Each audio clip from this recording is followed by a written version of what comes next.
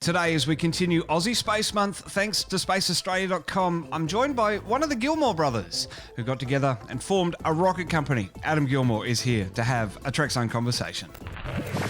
With thanks to spaceaustralia.com, this is Trekzone's Aussie Space Month. Beaming around the world across Apple Podcasts, Spotify, Google Podcasts and YouTube, this is the 8th season of A Trekzone Conversation with Matt Miller. Adam, welcome and thanks for having a Trekzone Conversation. My pleasure, good to be with you. Now, back in 2013, you got together with your brother to form a Gilmour Space. What was the spark, that moment that you decided to just go for it? I've been working on the plan for a long time, actually. Probably the origins was in 2004 when the X-Prize competition was won in the United States. And I was really excited to see that a company had very quickly gotten enough money to build a space plane to go into space twice within a 3-month period. But what really excited me was when I found out that the investor only invested $25 million into the project. Oh, wow. And to me, I was a banker at the time, and if somebody had asked me to estimate how much that project would have cost, I probably would have said $200 million. So this was an order of magnitude change, and that really opened my eyes to, is this the moment now where space becomes cheap enough for more and more people to get involved? And from that point on, I started doing my research.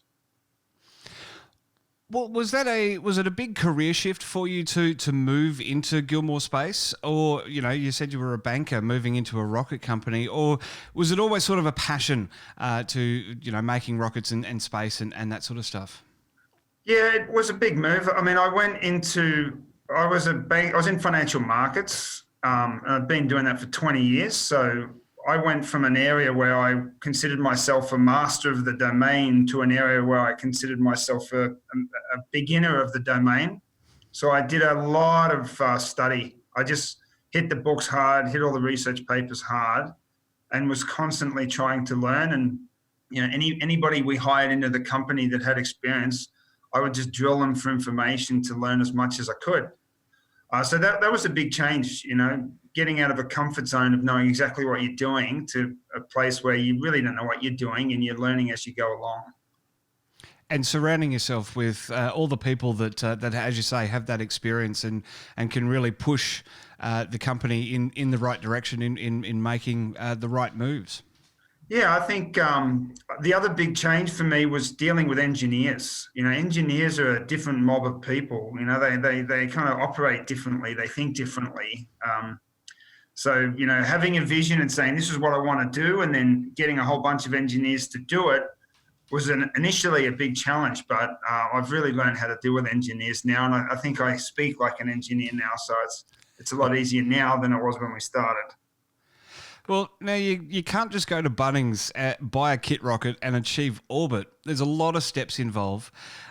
You're talking about bringing your vision to the engineers, but where does it sort of begin?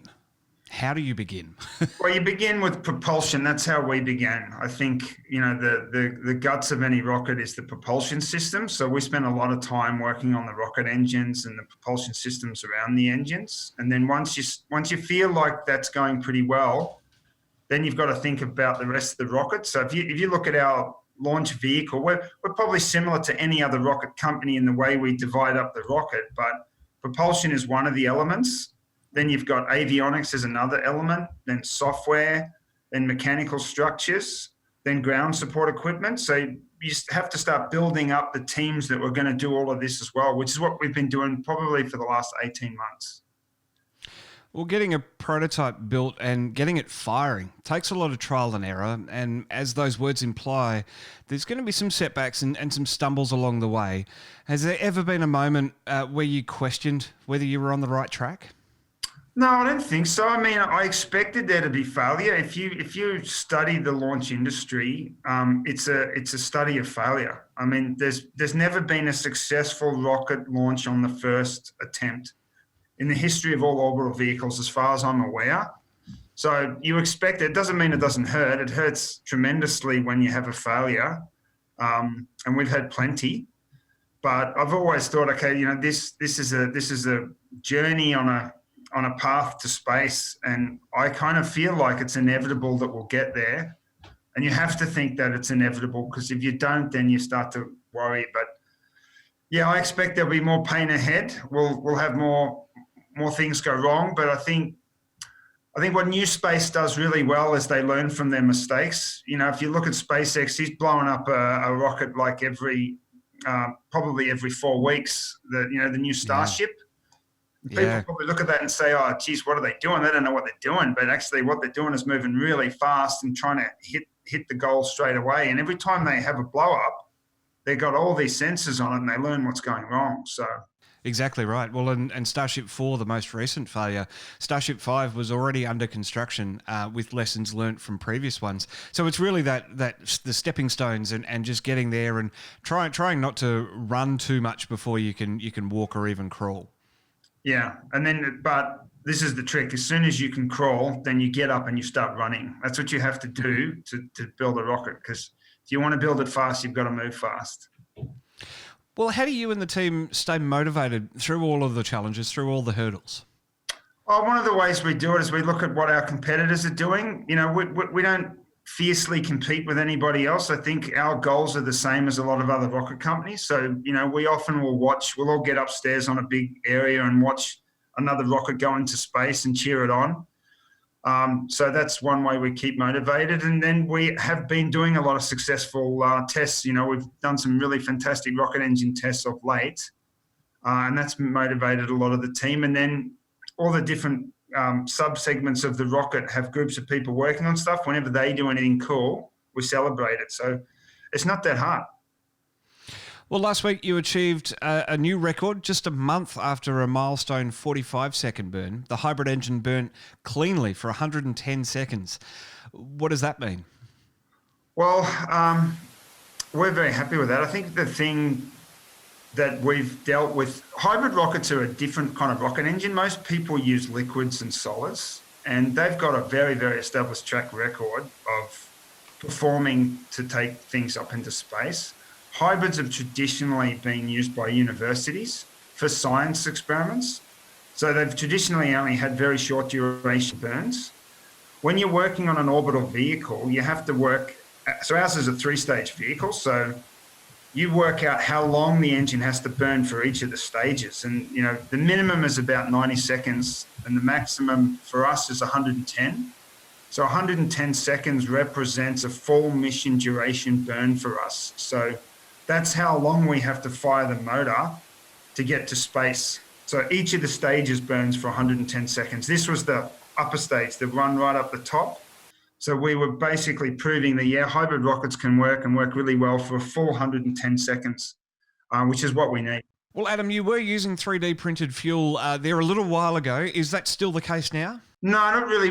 We started off using 3D printed fuel and we moved away from that. It was just taking too long to make the fuel grain. So we don't use 3D printing for fuel anymore, but we certainly use 3D printing in a lot of other parts of the rocket.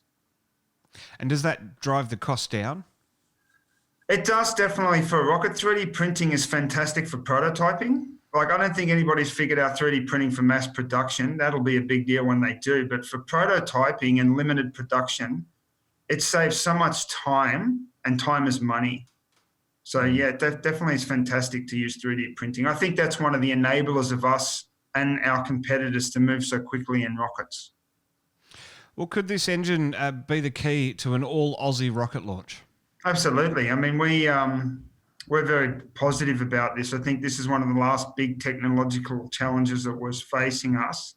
So we're going to move very fast towards testing everything else we have to test and start assembling the orbital vehicle next year to launch in 2022. And we're making a significant amount of the rocket in Australia.